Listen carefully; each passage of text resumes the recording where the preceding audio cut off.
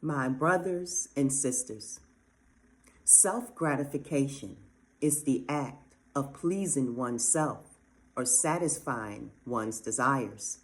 Every living creature seeks self-gratification as a matter of survival. We feel hungry, so we find food. We are thirsty, so we search for water. Yahuwah has placed pleasure sensors in our brains so that we feel satisfaction at the meeting of those needs. Even the act of procreation was designed to be pleasurable. Yahuwah created our sense of pleasure, so seeking its fulfillment is not wrong until the means to do so crosses a line. Knowing exactly where that line is can be tricky, but the scriptures gives clear guidelines that help us identify it. Animals live primarily for self-gratification, driven by instinct and the inner workings of the food chain. One of nature's primary laws is eat or be eaten. Animals mate because of an instinct woven into their DNA by Yahuwah to keep the circle of life moving. But human beings were created differently from the plants or animals. Yahuwah breathed into man's nostrils the breath of life, and man became a living soul. Because humanity is made in the image of Yahuwah and possesses the breath of Yah, we are not part of the animal kingdom. We have a spirit that can reason, love, intuit, and choose to be unselfish. With our Ruach God, we can commune with Yahuwah, who is also Ruach. Unlike animals, we have a moral compass, and we can know right and wrong. The term self-gratification or self-pleasure is often used as a synonym for masturbation. But more generally speaking, self-gratification is living according to the flesh.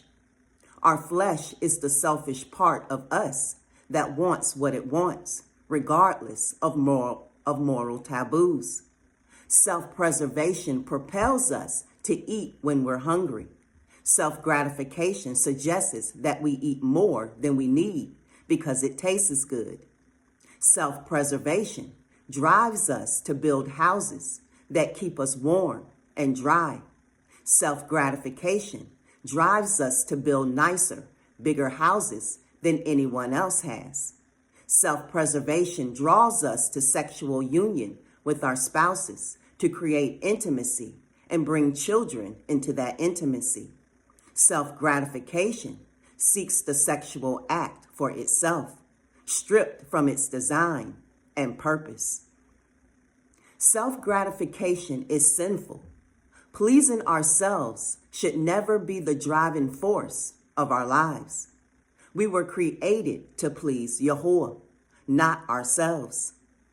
Ultimate pleasure comes as a result of crucifying our flesh and abandoning ourselves to the higher purposes of Yahuwah. Living in step with Yahuwah's Ruach makes us quicker to recognize when our desire for self-gratification comes into conflict with what Yahuwah desires. True followers of Yahusha have already made the decision about whose desires should reign.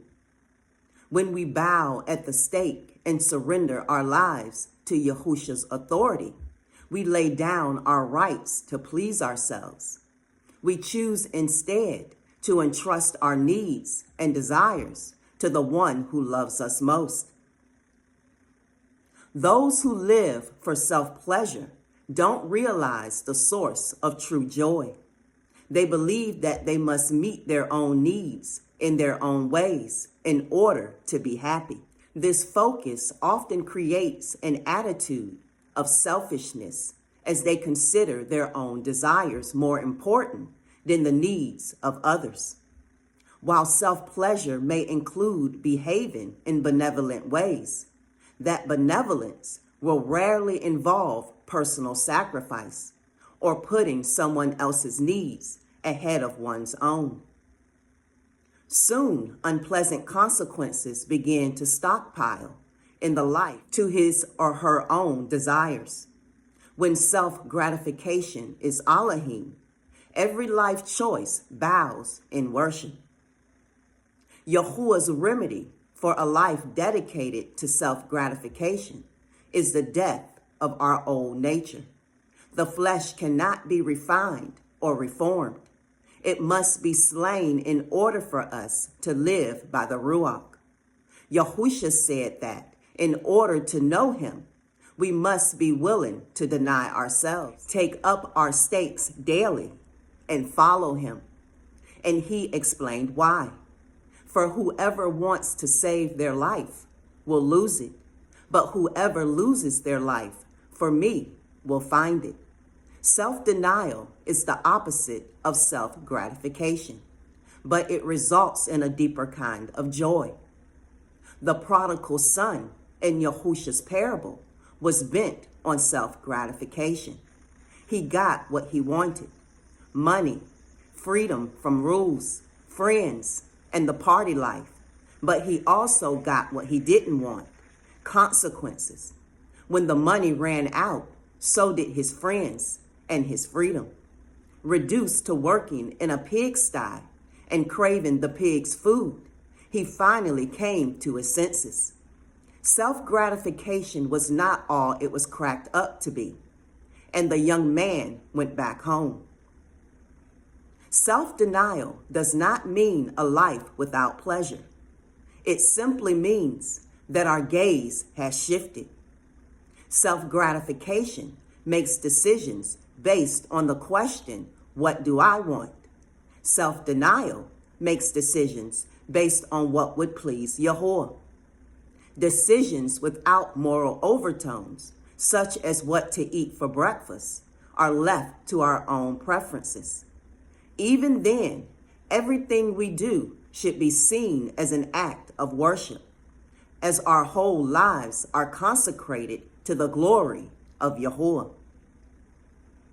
Pleasure is a gift from Yahuwah. When we trust Yahuwah to supply all we need, we can enjoy his good gifts without guilt or reservation. The closer we get to Yahuwah, the more clearly we see self-gratification as a cheap substitute that comes weighted with joy-stealing consequences. Elohim-like gratification provides a lasting joy that includes wisdom, maturity, and a clear conscience. Shalom.